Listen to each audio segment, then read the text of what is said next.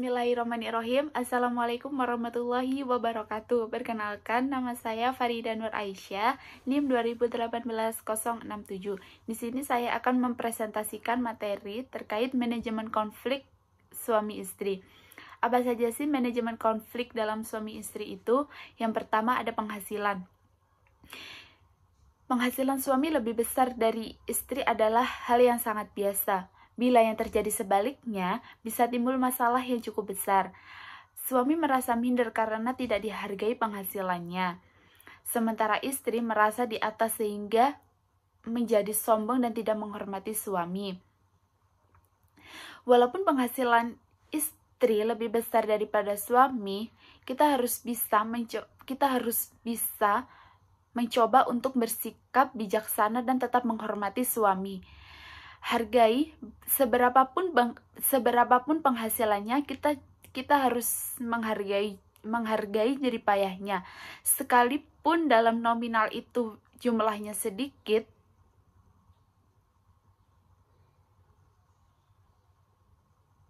sekalipun secara nominal memang terbilang sedikit. Jika kita terus-menerus mempersoalkan masalah tersebut, akan menimbulkan masalah yang cukup besar di dalam keluarga tersebut. Contoh kedua yaitu ada anak. Ketidakhadiran anak juga sering menimbulkan konflik berkepanjangan. Apabila suami selalu menyalahkan pihak istri yang mandul dan tidak bisa mempunyai anak. Padahal kita juga butuh pembuktian medis untuk menentukan hal tersebut mandul atau tidak. Jika masalah itu terus-menerus kita biarkan, akan menimbulkan konflik yang berkepanjangan.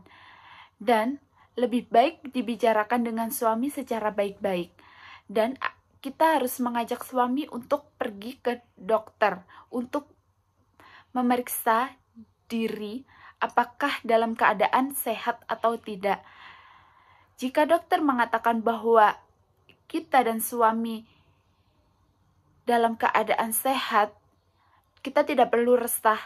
Mungkin memang kita belum mendapatkan kehadirannya si kecil. Dan bisa jadi kesabaran kita sedang diuji oleh Yang Maha Kuasa. Namun bila ini sudah terjadi berulang-ulang tahun, kita menunggu kehadiran si kecil belum datang juga, mungkin kita juga bisa mengambil cara lain, contohnya mengadopsi anak. Contoh ketiga ada kehadiran pihak lain. Kehadiran orang ketiga, misalnya adik ipar atau sanak famili. Dalam keluarga, kadangkala juga menjadi sumber konflik dalam rumah tangga. Hal sepele yang seharusnya tidak diributkan bisa berubah menjadi masalah besar. Misalnya contoh pemberian uang saku kepada adik ipar oleh suami yang tidak transparan.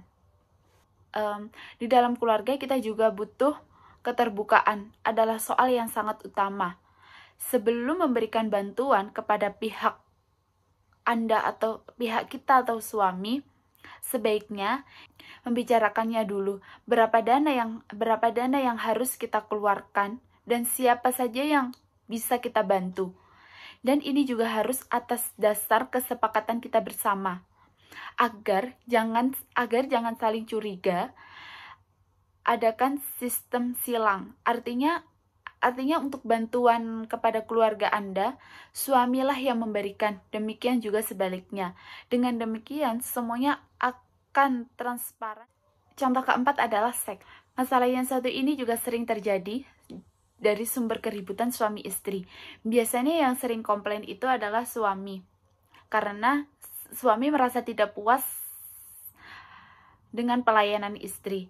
Suami seperti ini umumnya memang egois dan tidak mau tahu. Padahal banyak hal yang menyebabkan istri bersikap seperti itu. Bisa karena dia letih, stres, ataupun sedang hamil. Istri dan suami yang punya masalah dengan hubungan seks dengan pasangan sebaiknya terus terang.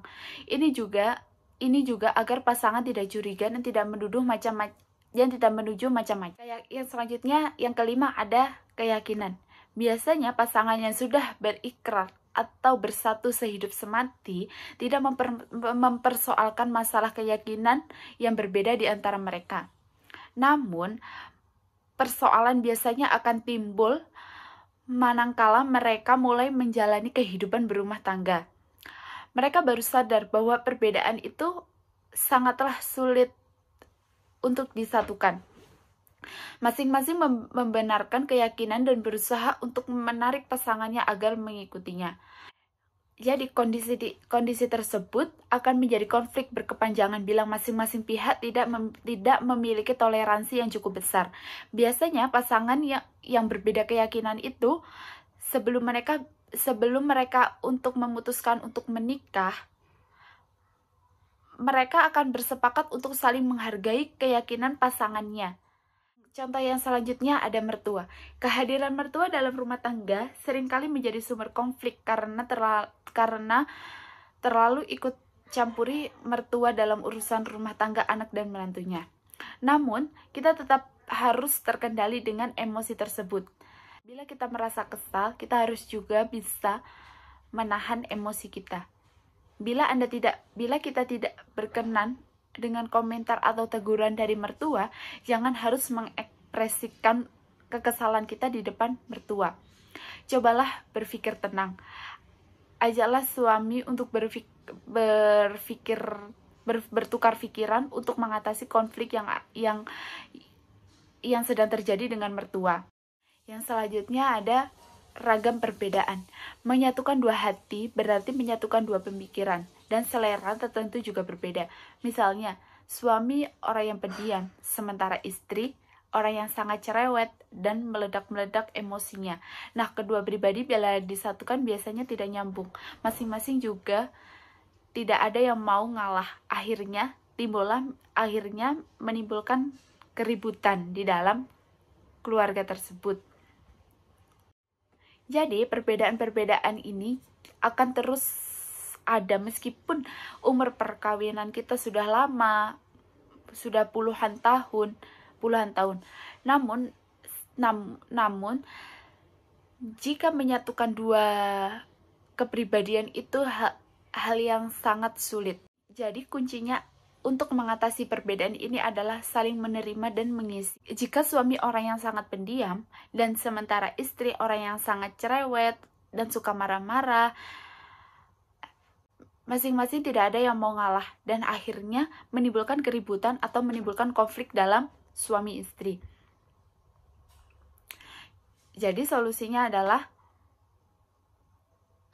kita dan suami juga harus pintar-pintar membagi waktu antara pekerjaan dan keluarga yang ada di rumah. Baik, mungkin cukup sekian presentasi dari saya. Kurang lebihnya saya mohon maaf yang sebesar-besarnya.